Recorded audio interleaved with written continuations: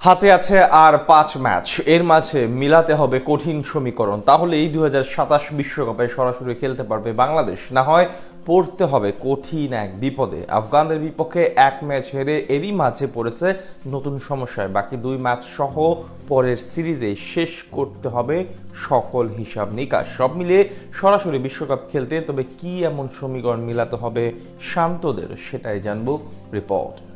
একসময় বাংলাদেশের প্রিয় ফরম্যাট ছিল ওয়ানডে, অথচ এখন কিনা সেই সংস্করণের বিশ্বকাপ নিয়েই পড়েছে কঠিন অনিশ্চয়তার মাঝে। 2027 বিশ্ব আসরে সরাসরি খেলতে হলে কঠিন সমীকরণ মিলাতে হবে টাইগারদের, যার জন্য এখন হাতে আছে মাত্র 5 ম্যাচ। এর মাঝে হিসাব নিকাশ শেষ করতে না পারলে পড়তে হবে বড় বিপদে। ক্রিকেট শব্দটা এই খেটে খাওয়া জাতির অন্তরের এক গহীন আবেগের নাম। অনেকে তো বলেন ভাতের পর নাকি আমাদের প্রিয় খাদ্য ক্রিকেট।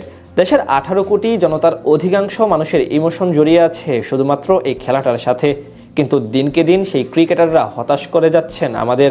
বিশেষ করে 5 সিনিয়র ক্রিকেটার চলে যাওয়ার পর যেন আরও বেশি থমকে গিয়েছে সবকিছু, যার উদাহরণ র্যাঙ্কিংয়ে একদম তলানিতে অবস্থান।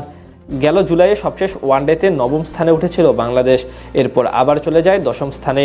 তার উপর আফগানিস্তানের বিপক্ষে প্রথম ম্যাচ হেরে আরও বড় বিপদে পড়ল মেহেদী হাসান মিরাজ বাহিনী। এখন বিশ্বকাপ নিয়ে পড়েছে কঠিন সমীকরণের মাঝে। 2027 সালে আইসিসির ওয়ানডে বিশ্বকাপ বসবে দক্ষিণ আফ্রিকার মাটিতে, যেখানে দলগুলোকে বাছাই করা হবে র্যাঙ্কিংয়ের হিসেবে। ক্রিকেটের বাইবেল খ্যাত উইজডেনের তথ্য অনুযায়ী 2027 সালের 31 মার্চ পর্যন্ত দক্ষিণ আফ্রিকা এবং জিম্বাবুয়ে ছাড়া ওডিআই র্যাঙ্কিংয়ের সেরা 8-এ থাকা দলগুলো যাবে সরাসরি আফ্রিকা মহাদেশে অনুষ্ঠিতব্য বিশ্বকাপ খেলতে। অর্থাৎ দক্ষিণ আফ্রিকা সেরা 8-এ থাকলে 9ম স্থানে থাকা দলও বিশ্বকাপে সরাসরি খেলতে পারবে, যেখানে টাইগারদের অবস্থান 10 নম্বরে। এদিকে আইসিসির সূচি বলছে এই সময়ের মাঝে আর মাত্র 5টি ওয়ানডে ম্যাচ খেলার সুযোগ পাবে বাংলাদেশ। তাদের র্যাঙ্কিং পয়েন্ট এখন 77। এর উপরে থাকা ওয়েস্ট ইন্ডিজের আছে 80 পয়েন্ট।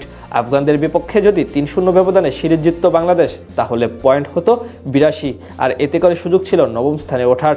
কিন্তু এখন যেহেতু এক ম্যাচ হেরে গেছে, তাই বাকি 2টি জিতলে পয়েন্ট হবে 80, অর্থাৎ সেক্ষেত্রে 10-এই থাকতে হবে মিরাজদের।